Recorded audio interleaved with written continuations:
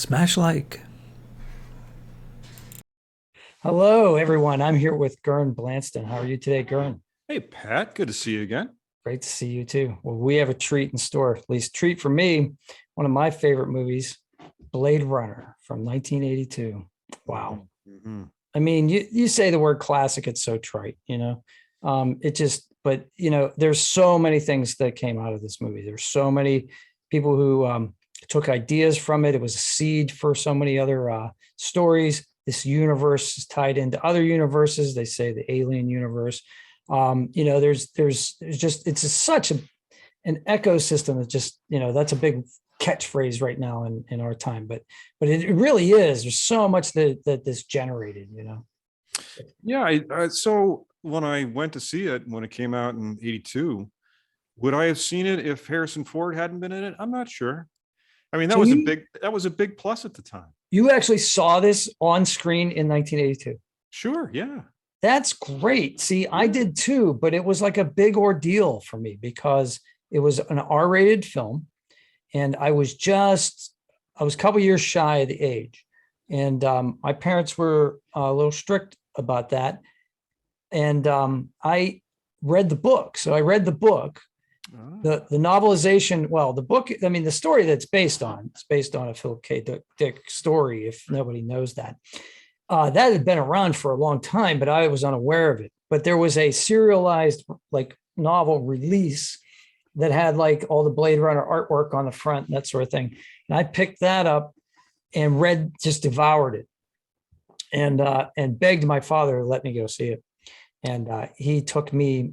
My other siblings were too young, and he begrudgingly took me, and he was like, "Wow, like this was he was at first he was thinking like this is kind of violent and there's some nudity in it, but by our standards today, it's like barely violent. I mean, it's like Rick yeah, and Morty violent. It's not even. yeah, yeah. But at the time, this was pretty violent, and but he was captivated as I was by the artwork, the Hmm. cinematography, but also just the matte paintings, the effects, the Yeah, yeah. yeah, and the universe that was created. I think he was captivated by it. And he was like, after we left, he was like, I'm really glad we saw that movie, and I yeah. know, yeah, I don't remember my impression of it. I just remember I saw it. Went with my mom, so I didn't have to worry about skirting the law by slipping in. I was certainly under 17 at the time. It was the kind of film that she would go see. She would be up for the occasional sci-fi movie, and she liked to go to the movies anyway, so it was an easy sell. Mhm. But as I say, I'm not sure that I would have gone to see it if it hadn't featured Harrison Ford, who was coming off of one of the best runs. He made three classic movies within the span of 3 years. He's in Empire Strikes Back. He's in Indiana Jones. He's in Blade Runner.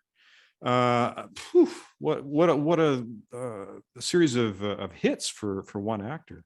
Yeah, He was kind of on fire at that time. yeah. There's no But but doubt, no doubt. but to your point about the artwork, one of the things that I noticed as I rewatched it in preparation for this discussion was that the story is actually pretty thin. There's not a lot of detailed plot. The plot is very simple. It's set up right at the exposition in the beginning. His mission, it's one of those last mission type genres. We need you One more time.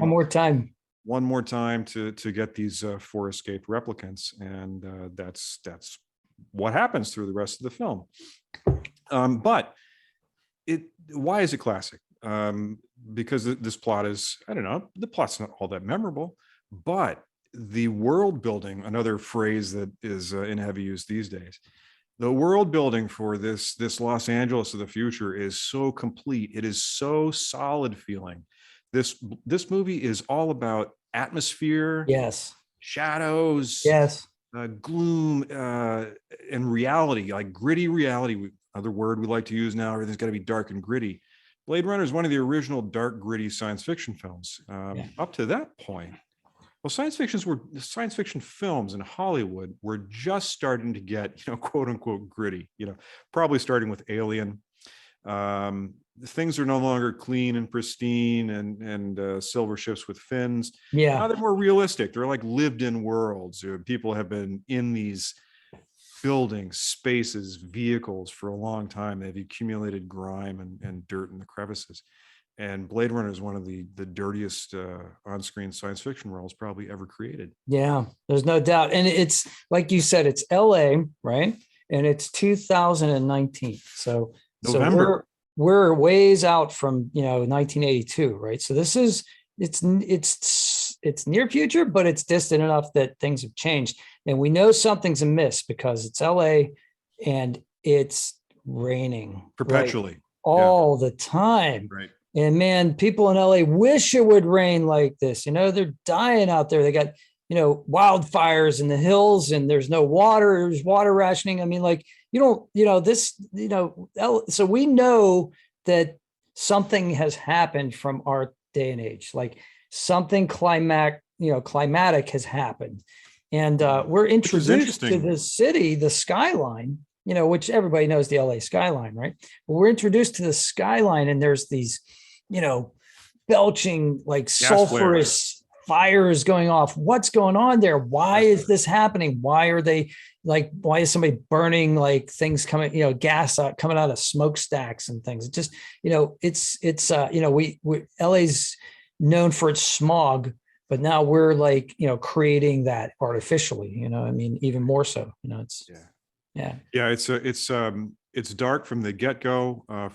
As you see that skyline, exactly as you described it, it's more like Coruscant. It's nothing but dense industrial buildings and energy sources, gas flares, dirty, gnarly. I think there are only two occasions we ever see the sun in the film. Yeah. One is in Tyrell's office, and the very end as Deckard and Rachel head north. Yeah, that's right. That is. The rest of the time, it's oppressive gloom and haze. And it's a noir film, so it's based on the noir genre, right? The hard bitten detective who's going to solve this crime. He's seen it all. Yeah, he's done it. He tells us at the beginning, of course. Okay, so we have to address this. There were several versions. There's 4 versions that I know of that were in like the collector's set. We watched the theatrical version. And we watched the original 1982 American release. So that's called the theatrical version if you get them on DVD, which, or if you order them streaming. But that box set's pretty cool. Our version has narration, which the director's cut and the final cut do not. And the narration, we saw the original. So we know more about the story than somebody who had come into this in 1992 and watched the director's cut. They wouldn't have known a lot of the stuff that Deckard tells us. Deckard narrates the story. So I've never seen the alternate versions, any of them, though I've heard that the others don't have the narration. And I was thinking about that as I was watching the film last night. And the narration is very heavy-handed. Yes. It seems maybe it seems unnecessary because I'm familiar with the movie. Would I have been able to follow it as easily without his voiceover? I don't know. I think so. I think the movie could have been crafted in such a way to do the job of the voice narration to get the exposition out. But it's such a moody, atmospheric film that the voiceovers seem out of place. Yeah, and it's my understanding, and if I'm wrong, put it in the comments. People, tell me what you know, because I feel like I know a lot about this movie, but I know there's more stuff out there because I just watched it again yesterday, and I saw stuff that I hadn't seen before, and I've seen this movie dozens of times. It's my understanding that Harrison Ford really did not like the narration. And so it sounds like he's doing it reluctantly. And it's also my understanding that was added after the fact. That it feels like it. That Ridley Scott did not want that to happen. But when it was originally screened, before it was released, people were like, what is going on here? Like, people were lost. So the narration was added as an after effect. Now, I like I said, I might be wrong about that. That's what I sort of remember in some of the extras, special things that I've watched or over the years seen documentaries about this movie.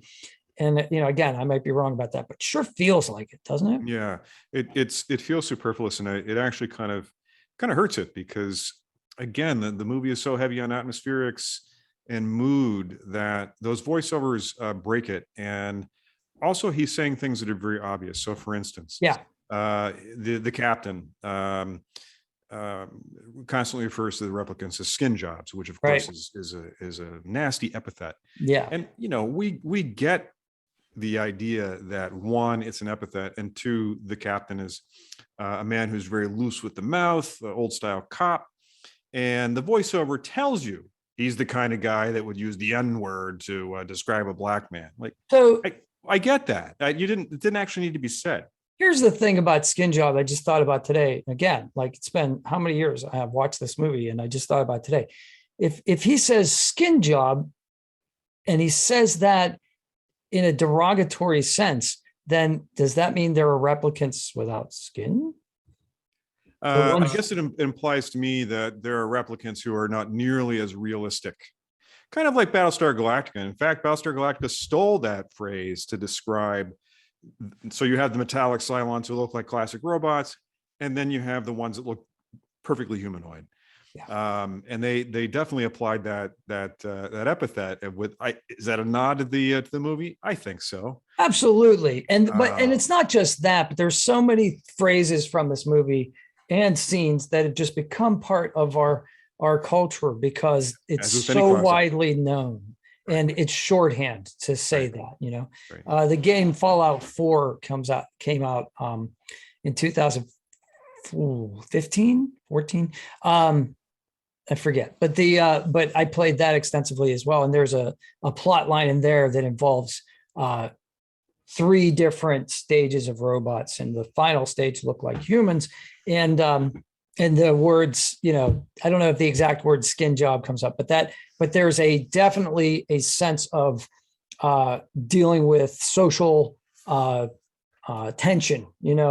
Are replicants, are these new robots sentient enough that we treat them as such as we would treat another human being, or do we look at them as other because they're still mechanical and we made them, so that gets investigated further. But that's really central to the plot of this movie, and that's introduced by this movie. And I really don't remember a movie before this that predates this that really investigates that idea as much as centrally as this movie does.